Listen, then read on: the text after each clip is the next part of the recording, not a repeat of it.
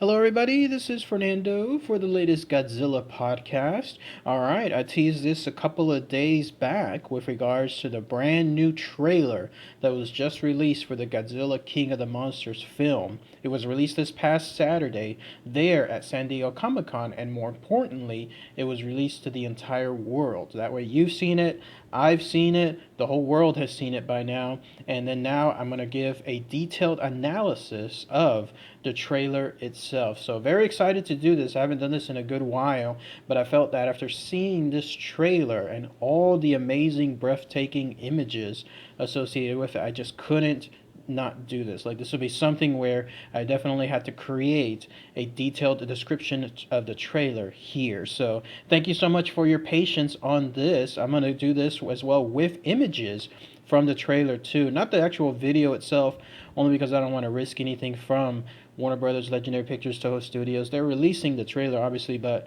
I'll still just release images only. But if you want to see the trailer, the actual link itself, I'll include it below. And then these images have just been like placed throughout all the internet. So many websites that I saw already have these images, so these should be fine too to showcase here. It's going to be a little bit lengthier in this case. It's not just going to be a real-time trailer analysis. No, it's just going to be me talking about the images and then trying to figure out what's going on there. Fun stuff. I remember doing this with the last go around with the last Godzilla trailer when it was first shown for the 2014 film. So I'm very happy to do this again. And then also kudos to the big three, the Warner Brothers, Legendary, and Toho Studios, for doing a complete turnaround this time when it came to the film and the trailer release. Remember last time when they showed it at the San Diego Comic Con, it was a immediate media blackout. Like, you couldn't show anything from what was screened there. Nothing from the trailer, nothing from the exhibits. God help you if you did anything from that interactive music part 2, the one that showcased like Godzilla looking in through some building.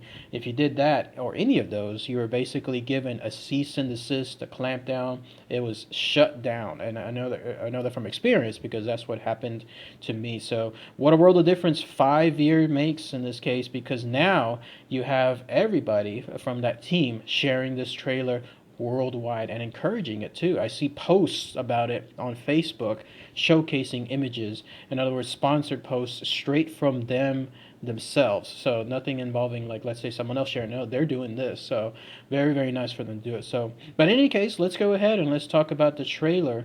And from the very get-go, you see this. Like, it showcases, in this case, the actress, Millie Brown, if I recall correctly, her name is, right from the very beginning. This told me something too when I saw the trailer, because considering how much ultimately she's in the trailer, including the next to the last shot of the trailer, her character is a lot bigger than anticipated. I mean, I was surprised at this turnabout.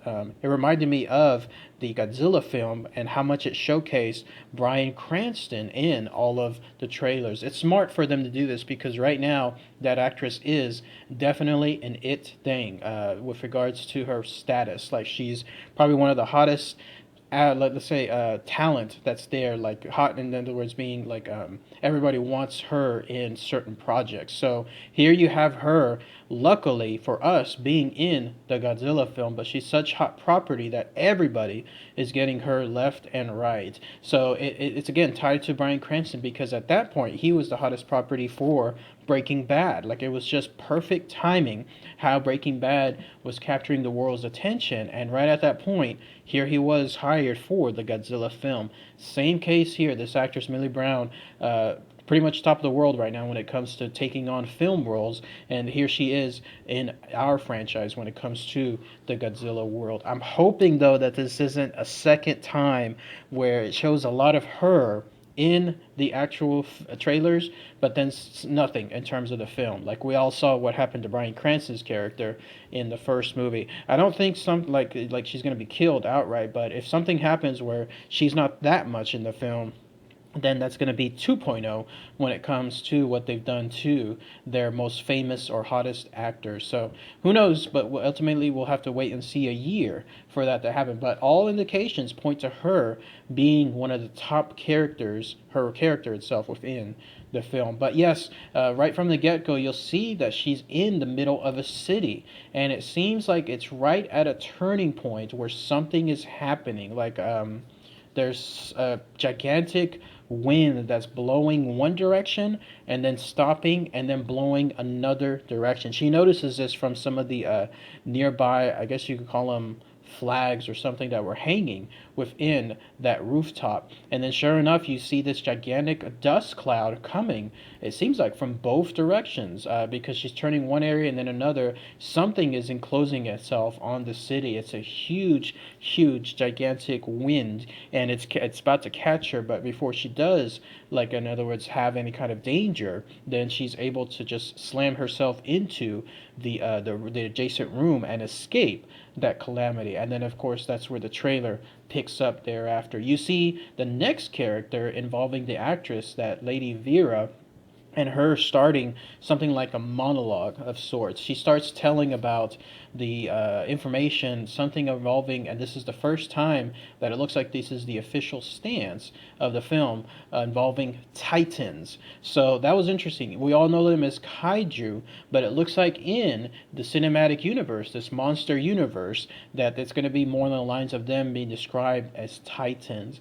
And what was interesting to note is that here she is describing this monologue, basically giving a whole bunch of exposition, stating that all this destruction is apparently being caused by us, humanity, in other words. It doesn't say directly why just yet. Clearly, we're going to have to wait and see for the movie to come out why, but something is definitely happening that's causing cities to be destroyed. And interestingly enough, the answer that she gives, at least based on her character, is that we need these titans to be brought back up. She considers us as being some kind of like a like an infection, but in order to remedy that, we'll need something like a fever to help battle it. And she's linking these titans, these kaiju, these gigantic monsters, and I think she refers to them as the original and rightful rulers of the planet, as the cure, as being able to stop this destruction. So interesting that that was shown within the trailer, because it gives away a lot of stuff right then and there. And then the next part showcases Monarch. It looks like they're deep down in some place, presumably deep down in the ocean, trying to find Godzilla, and they found him. So during this exposition, it seems like they're definitely on this quest to trying to find Godzilla, and when they do so, he makes his presence known, knowing that he sees them,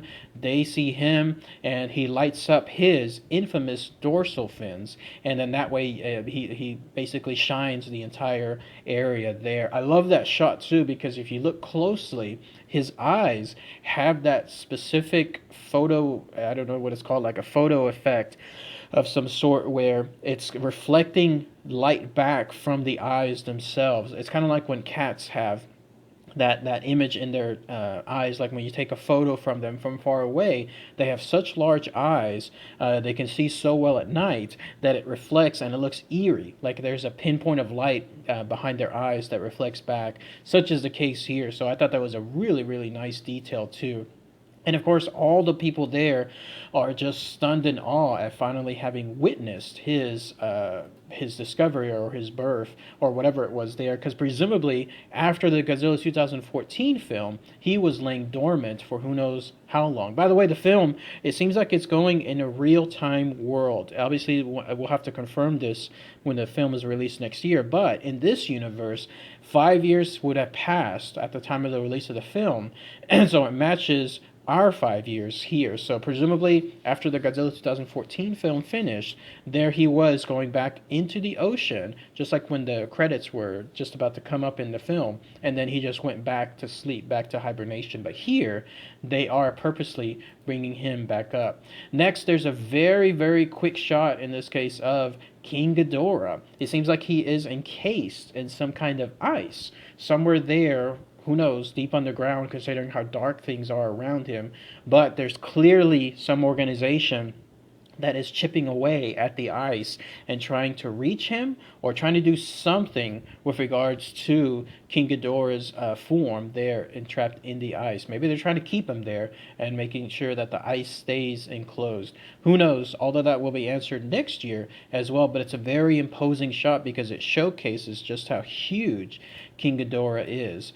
Clearly, too, there's several shots or scenes of, in this case, Vera and Billy's character there as well, looking at the form of King Ghidorah, and then that way it showcases that they're absolutely involved.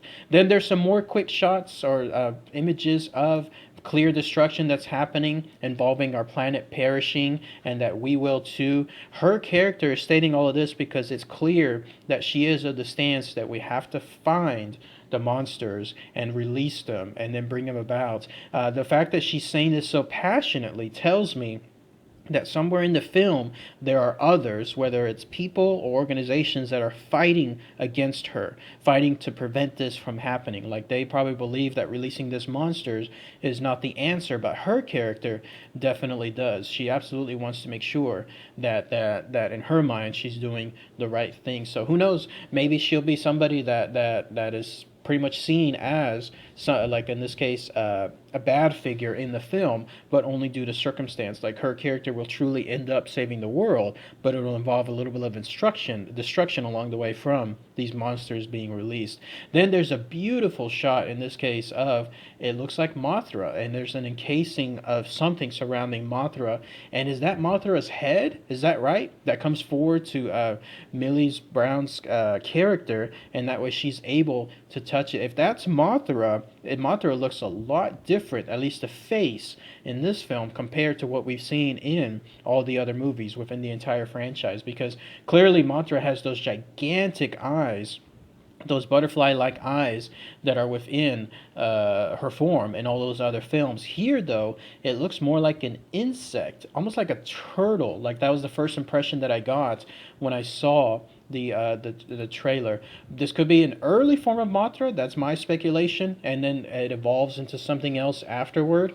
Either way, though, this Millie Brown's character is clearly making a connection with Mothra, and it kind of ties into the past Godzilla films, how you always have some child or some person that's able to have a one-on-one link to Mothra and being the link to saving humanity. So that's interesting that they showed at least that form of Mothra. We'll have to wait and see, though, if that's going to be the final form or if Mothra will evolve throughout the film. And then there's the breathtaking shot, in this case showcasing Godzilla rising from the sea. Presumably this is after he was discovered once again by Monarch, and then he makes his presence known, like he's saying, okay, he's coming out of the sea, not necessarily for them, but at least he's coming out, and he's making his presence clearly known for them. We hear the distinct humming sound too of his dorsal fins lighting up, which I loved, by the way. In the Godzilla 2014 film, the first time that happened, when he was attacking the female Muto, it had that very distinct hum, that buzzing sound, and in this case they kept it as well for this film, and I absolutely loved it. By the way, big kudos too to the music that was selected in the film, that classical piece. I can't recall the notes, but we've all heard it, that piece of music. It's interesting too because I mentioned this one time a couple years back to a friend of mine, that when it comes to classical music, this stuff is hundreds of years old, clearly created by some masters that are long dead, and yet they're still ongoing, these pieces. And then for, hundreds of years from now, they probably still be as well. So music that we hear now, like from newer artists, all of that will come and go, but these classical pieces, they'll just continue going forward, such as the case here with the King of the Monsters film, using yet again another famous classical piece. But yes, Godzilla makes his presence known. He looks about the same. No difference in terms of the last go around 5 years ago. It makes sense because clearly his form wouldn't necessarily evolve, considering how long the franchise makes it seem like he's been in existence. So 5 years is nothing to him. But here he is towering over them, still hundreds of feet tall, and then finally he bellows out a gigantic roar, like a gigantic atomic breath, straight into the sky. It's a beautiful shot. This was one of the first images that was teased before the release of the trailer. It was released on Entertainment Weekly, and it showcases him arching his back basically facing upwards into the sky and then releasing that gigantic atomic breath. Beautiful, beautiful scene. I'm wondering if this has to do with something that's coming towards the Earth. Like when I first saw this, it reminded me of one of the past Godzilla films when he was using the same thing and he was screaming his roaring his atomic breath out into space in order to hit an oncoming asteroid. I'm wondering if something is the case here. I don't think so. I'm more along the lines of him just basically making his presence known with this bellow and this atomic roar and this atomic breath. That way, they know that he's there for them. But otherwise, we'll have to see again what the film shows. But a beautiful, beautiful, beautiful scene. And then the next one shows Mothra making her debut. So we saw a little tease of her face, or presumably Mothra's, one of the earlier forms of Mothra, but now we get to see Mothra spread her wings entirely. By the way, I'm using the female form here. Somebody mentioned, if I'm incorrect on this, I thought Mothra was always a female, but if anybody else knows otherwise, let me know. But otherwise, here, it's clear that Mothra is gigantic, much larger than the male wing and Muto that was within the first film. I mean, the arch of those wings clearly covers a gigantic scope. I mean, it's going to be amazing to see Mothra fly throughout the film because whenever those wings go out in their full glory, I mean, they just absolutely reach a huge, huge length. So whenever they compare themselves to Godzilla in terms of the size, I want to see that too. Because in the past movies, Mothra has always been a smaller size of Godzilla, somewhat. But when you consider the wings, it's much more comparable. Here in this case, though, the size that was shown within this image, it makes it seem like Mothra will be a formidable, and always is, a formidable opponent to Godzilla, considering the size of these wings. So very, very great stuff. Next, it teases that it's all going to happen next summer, which can't come quick enough. I mean, I definitely can't stress, I mentioned that in one of the past posts, that here you have something like this involving a whole year until this comes about. But if you blink, it'll happen. By then, it'll be out, and then we'll be able to see the movie, you and I together. Next, it shows Vera's character doing something apparently she wasn't supposed to do. She's pressing a big button, and once that happens, the next shot implies that there's an explosion at a volcano or some kind of mountain top. It's very quick. You have to re-see it several times, but when you do, you'll see exactly what I just described. There's that explosion, and then when that happens, it clearly catches a lot of the villagers there by surprise because they're screaming, they're wondering what's happening, and then the very next shot showcases Rodan come out from the volcano itself. So one is tied to the other. The only thing though is this: when you see the timeline, it looks like there's a difference in time between the length of the day. So whenever that button is pressed, it showcases the explosion happening, but it's more along the daytime. Rodan comes out a second later, and it showcases it being more, I guess, either in the early morning or more along the lines of the evening. So either way, though, something was in that volcano. It looks like you have to freeze it, but it looks like something was preventing, like there was a top portion of it that was completely covered that was preventing whatever was from inside the volcano from escaping. And then when that explosion occurred, it just literally released the top of the volcano, allowing Rodan to come out. So I'm thinking, were they keeping Rodan, whoever that created that top, from coming out this entire time? Like they knew about Rodan being within that volcano, being trapped, if you will. And so whenever that top was made, it was to prevent Rodan from being able to fly outward. Now that the top is exploded, here's Rodan coming out straight from the volcano with very fiery wings, spreading the wings as well. And so I'm wondering if her character purposely did this. It ties into what I was talking about a minute ago, how her character is so adamant about these titans being the solution towards the calamity happening across the world. So if that's the case here, then clearly her character is going against somebody, going against an organization, a large group of people, whatever is the case, and she's releasing Rodan herself. This ties into it afterward because Millie's character then blames her as being a monster, and then Vera's character is more on the lines of apologizing for it. But it ties into what I was mentioning, that her character, Vera's character, she's thinking she's doing the right thing, doing all of this. By the way, in that shot too, that Rodan is coming out of the volcano. Beautiful, beautiful picture too.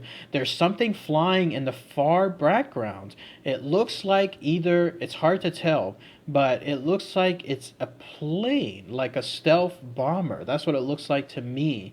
If someone else knows what that is or can see better towards it, let me know. But for a minute there, I thought it was another Rodan, like there's two of them.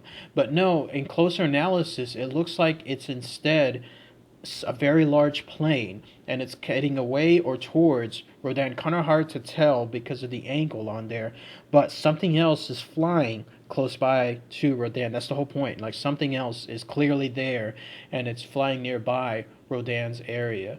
And then the next couple of shots, you see one of the other characters there, Kyle, I can't remember his last name, McLaughlin, if I'm not mistaken. His character is seemingly one that is opposed to Vera's character, telling her that she's out of her goddamn mind with regards to whatever she's doing, tying into what I was mentioning earlier. So it's going to be interesting to see what he's about. By the way, I believe him and Vera's characters are husband and wife, and Millie's character is their daughter. So it's an entire family film, which I kind of like. It reminds me of War of the Worlds, whenever that movie came out, the 2005 film, how it completely tied everything to one single family. And in a way, this kind of ties into the Godzilla 2014 film, how the entire story there was pretty much tied to one family as well. It keeps it close, keeps it personal, and that way we can relate, everyone here, having a family of some sort, that way we can relate to that as well. So at least with his character, it'll be interesting to see how much he fights Vera's character, and then who wins afterward. There's a very, very brief shot too of the beauty of Rodan as he's flying towards a city, and you see the destruction, the clear windy destruction that his wings cause alone. Like there's a perfect shot of the city as is, and then as Rodan's shadow flies by, you'll see the wind just completely tearing up building after building. Like this is something showcasing the true power of Rodan. So great to see. And then the next part showcases, very quick too, all of these images, by the way, will be just very, very quick images in the trailer. That's why I'm doing the analysis of them here.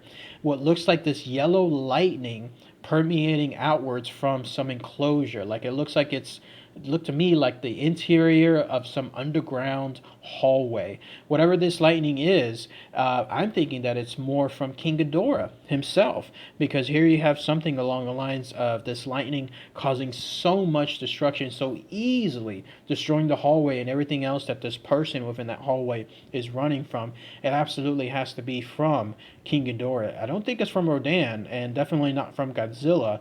So all that leaves then is King Ghidorah himself making his presence known yet again within the trailer. And then these next couple of images that pop up is just more, I guess, exposition type stuff. You see Millie's character also reminiscing or looking at a family portrait. So it tells me that something along the lines of her family is now broken up or has been broken up for some time. And then afterward, you'll see there's like this huge, it's an epic shot of Washington, D.C., the after effects of it from some huge destruction. You see Rodan flying throughout the destruction itself, and more importantly, you see these tornadoes, multiple tornadoes. I counted at least 4 of them, maybe more in the background, touching down within the horizon. That tells me this: does Rodan have some kind of power within the film where he can create these tornadoes at multiple points using his wingspan, using his aerial displays, his maneuvers? Is he able to create these gigantic tornadoes and have them just create so much destruction? Because clearly here it's Washington, D.C., and it is absolutely ruined. Like it's almost like an atomic bomb hit that location. So many buildings are just wiped down to the ground itself. You'll see Capitol Hill there, still somewhat standing, barely standing though, but the rest of the buildings just completely destroyed. Whatever happened to Washington D.C., if it was caused by Rodan, then it was done. Like Washington D.C. is gone, completely off the map. I mentioned if it was caused by Rodan because I don't know yet. It's hard to tell if this was Rodan's fault or if this was caused by King Ghidorah himself, considering what occurred. Either way, though, the fact that Rodan is within that picture tells or leads me to believe that that's the case. There's more lightning too that's in the background that looks like King Ghidorah's lightning. So again, that's why I was mentioning it could be another monster, in this case King Ghidorah himself. And then it continues the trailer with what I mentioned earlier, with Millie calling Vera a monster and herself apologizing for it. Next shot is a pretty great shot too. Here you have the actress Millie Brown. Something is behind her, peering into the window. Something gigantic, like whatever room Millie is in. The window behind her, there's something there, and presumably it's King Ghidorah, because looking at the images, freezing them, and then looking at them closely, I don't think it's Godzilla, and I don't think it's Rodan. It looks more in the lines of King Ghidorah himself. That's the closest we'll have in the entire trailer to seeing his image, like his face. And even then, it's not much of a reveal either, because all it shows is almost like one gigantic eye peering in. It looks very evil too. That's why I was saying I think it's more of King Ghidorah, because the way that the angle of the eye is, the arch of it, it looks very menacing, like something is peering in with so much malice, so much destruction, and that clearly is King Ghidorah himself, in my opinion. So the fact that here you have someone so tiny, a little girl like Millie Brown in that room, no defense at all, and then you have here King Ghidorah himself peering in, that's going to make for a very, very good scene too, like what happens afterward.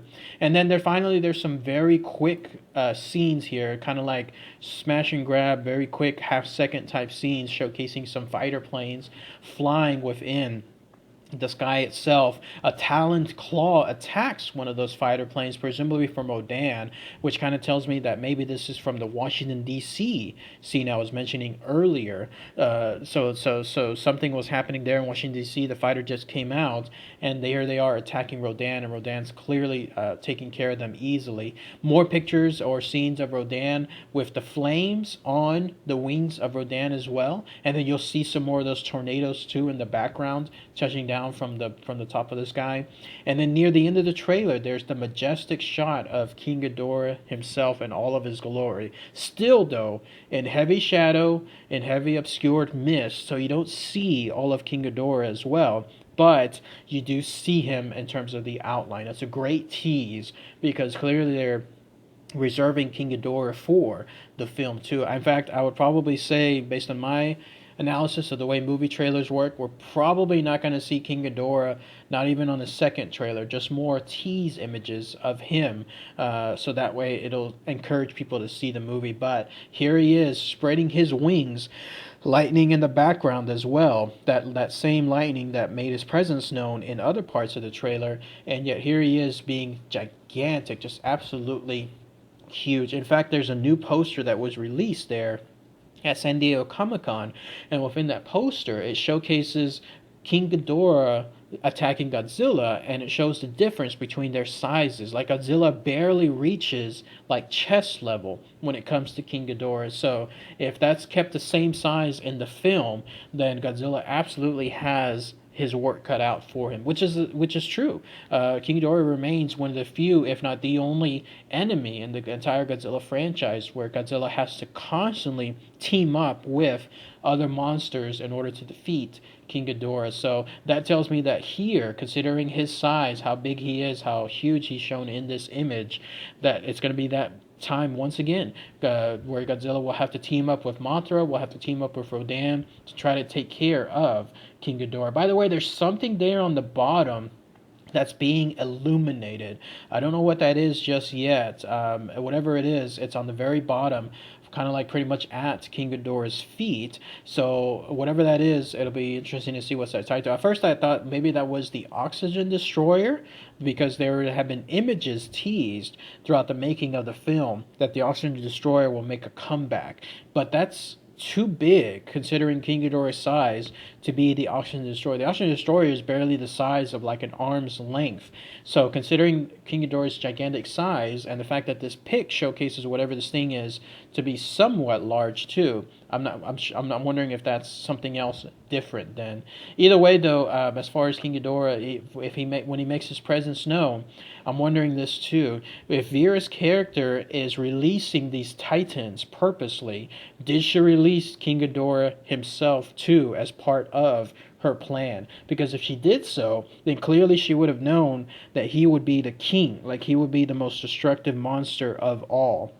So was this part of her plan? And if so, was she prepared for the destruction that he was going to bring about thereafter? It kind of ties an interesting twist to Vera's character. Like if some part of the world has to be destroyed by King Ghidorah and his destruction, is better than the entire world being destroyed by whatever was plaguing humanity. So very, very fascinating stuff. So I'm glad they at least teased that part within the trailer. By the way, there's a quick shot too of Charles Dance. I forgot he's in the film. I just talked about him in my latest Outside the Box film too, when I was talking about Alien 3 and his character there within it, Jonathan Clements. So very glad to see. He probably has the line of the day when it comes to the trailer, with him saying, "Long live the king," clearly referring to, in this case, Godzilla. So it's great to see his character actor within that film. And then the rest of the trailer is just some very, very quick images. Again, half second, not even that type stuff. It showcases somebody walking up what looks like an old temple of some sort with lava dripping about everywhere. There's a quick shot of Millie's character as she sees these fighter jets coming across the horizon, flying past her. And then you'll see Ken's character, too, from the first film. Clearly, he's back as well. So it'll be interesting to see how large his role is. Then there's Kyle's character. He's looking up at a huge explosion in the sky. I'm wondering if something big happened there. Like, was there an atomic bomb, a nuclear bomb exploded in the sky itself? Like, was this done as an answer? Certainly looks that way. So I'm wondering if that's something that was done by the U.S. military to try to take care of one of the flying creatures. Was it King Ghidorah? Was it Rodan? Was it Mothra they were trying to take care of? Either way, though, whatever that is, it is absolutely gigantic. And then it showcases Millie's character, like I mentioned at the beginning. Her next to last shot, she's smiling at something upward. There's a very brief moment too where the camera shakes, so something big is making its presence known, like gigantic footsteps are hitting the ground nearby. But the fact that she's smiling, looking upward, she almost has like a satisfied look to her face.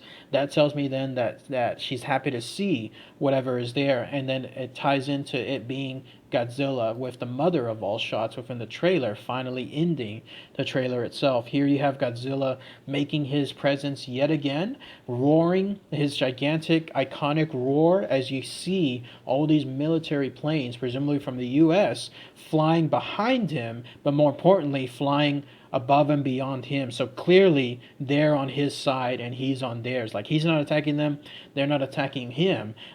He's roaring towards something in the distance. Presumably it's going to be King Ghidorah, and here are the fighter planes fighting alongside Godzilla. And then it ends with the title credits. So absolutely beautiful way to end the trailer, because if you analyze this from the beginning, Godzilla pretty much only comes out twice in the trailer. Considering the movie is about him, he only comes out twice. One is when his reveal is from the ocean, making his roar and then shooting that atomic breath to the sky, and then here at the end as well, whenever he's roaring towards something in the far distance. So, but it's a beautiful, beautiful, epic shot with his gigantic roar. I love that roar too, the way that Legendary Pictures made it in the film. It is tops, absolutely the tops biggest roar I've heard yet. So it's absolutely amazing to end it that way too. But that's it. That's pretty much my analysis of, in this case, the Godzilla King of the Monsters official trailer #1